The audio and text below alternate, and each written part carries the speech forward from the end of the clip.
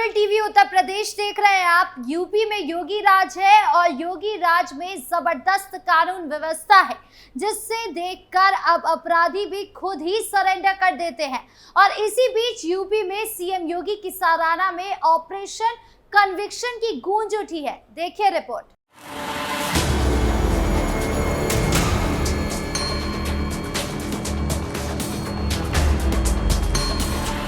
योगी सरकार की zero tolerance नीति की देश ही नहीं दुनिया भर में सराहना हो रही है। पिछली सरकार में गुंडा राज और ध्वस्त कानून व्यवस्था के लिए पहचाने जाने वाले उत्तर प्रदेश को आज सुशासन और सुदृढ़ कानून व्यवस्था के लिए दुनिया में नई पहचान मिली है। इसी दिशा में योगी सरकार द्वारा चलाए जा रहे ऑपरेशन कन्विक्शन की अहम भूमिका है।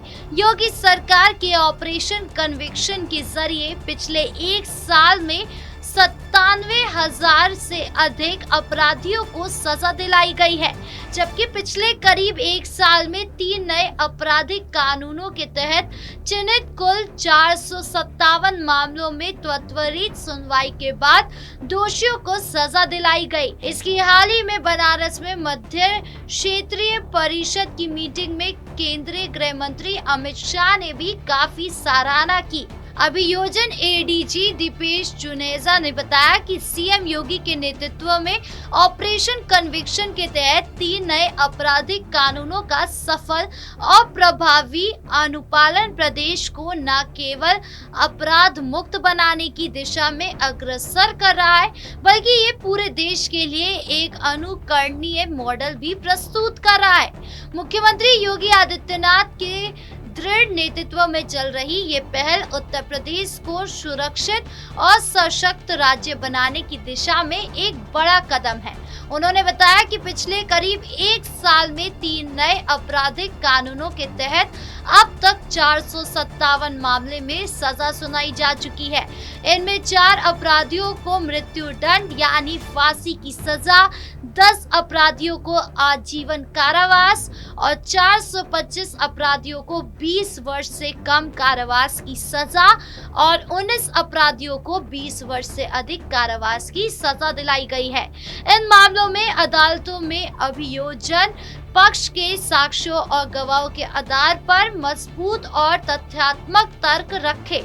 इसमें विशेष रूप से बीएनएस के प्रावधानों का सही उपयोग कर न्याय प्रक्रिया को सशक्त और तेज बनाया गया। इसके अलावा योगी सरकार ने सुनिश्चित किया है कि गवाहों की सुरक्षा, साक्ष्य संग्रहण और अदालतों के समय पर उपस्थिति भी सभी आवश्यकता पूरी हो। एडीजी ने बताया कि वीडियो कॉन्फ्रेंसिंग के माध्यम से 1 जुलाई 2024 से पूरे प्रदेश के 25,000 वादों की सुनवाई में प्रभावी डिजिटल दस्तावेज और गवाहों के बयान दर्ज किए गए हैं, जिससे पुलिस और सरकारी गवाहों को बार बार अदालत आने की आवश्यकता कम हुई और योगी सरकार को लगभग 25 करोड़ रुपए की बचत हुई। उन्होंने बताया कि बदायूं के बिलसी थाने में दर्ज केस 394/2024 में आरोपी जाने आलम को बीएनएस की धाराओं में मृत्यु दंड और 2,30,000 रुपए के आर्थिक दंड में दंडित कराया गया है। इसी तरह हाथरस के कोतवाली थाने में केस 26/2025 में आरोपी विकास और लालू पाल को मृत्यु दंड के साथ 80,000 रुपए का अर्थ दंड दिलाया गया है। इसके अलावा कानपुर देहात के भीमगंज थाने में केस दर्ज 224/2024 में आरोपी दीपू को बीएनएस की धाराओं के तहत मृत्यु दंड और 10 लाख रुपए के आर्थिक दंड के दंडित कराया गया है। यानी जिस तरीके से हमने अखिलेश यादव के कार्यकाल में देखा था कि कैसे कानून व्यवस्था को ध्वस्त किया गया था, आज सीएम योगी ने साफ कर दिया है कि उनके राज में अगर कोई उत्पात मचाने की कोशिश करेगा तो उसे बख्शा नहीं जाएगा। आपकी इस पूरे मामले को लेकर क्या राय है, कमेंट बॉक्स में जरूर बताएं। नमस्कार।